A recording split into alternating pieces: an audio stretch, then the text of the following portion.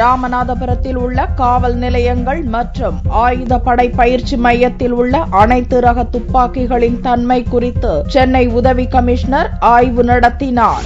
தமிழகத்தில் சட்ட ஒழுங்கை சீர் செய்யும் வகையில் காவல்துறை பல்வேறு வகையான நடவடிக்கையை எடுத்து வருகிறது.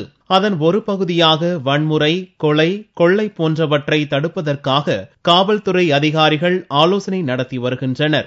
இந்நிலையில் ராமநாதபுரம் மாவட்டத்தில் உள்ள காவல் நிலையங்கள் மற்றும் ஆயுதப்படை காவத்து பயிற்சி மையத்தில் உள்ள AK-47 ரக துப்பாக்கிகள், SLR, ரைபிள் உள்ளிட்ட அனைத்து வகையான துப்பாக்கிகளையும் சென்னை உதவி கமிஷனர் மாதவன் தலைமையிலான குழுவினர் ஆய்வு நடத்தினர். இதில் பயன்படாத துப்பாக்கிகள், பயன்பாட்டில் உள்ள துப்பாக்கிகள் என தரம் பிரித்தும் புதிதாக எவ்வளவு துப்பாக்கிகள் தேவைப்படுகிறது என ஆய்வில் கண்டறிந்தனர். மேலும் திருச்சி, கிருஷ்ணகிரி, சேலம், கடலூர் உள்ளிட்ட பகுதிகளில் ஆய்வு நடத்தப்பட உள்ளதாகவும் இதைத் தொடர்ந்து மதுரையிலும் ஆய்வு மேற்கொள்ளப்படும் என்றும் காவல்துறை அதிகாரிகள் தெரிவித்துள்ளனர். ஒரே நேரத்தில் 1000க்கும் மேற்பட்ட துப்பாக்கிகள் ஆய்வு மேற்கொள்ளப்பட்டது இதுவே முதல் முறை என தெரிவிக்கப்பட்டது.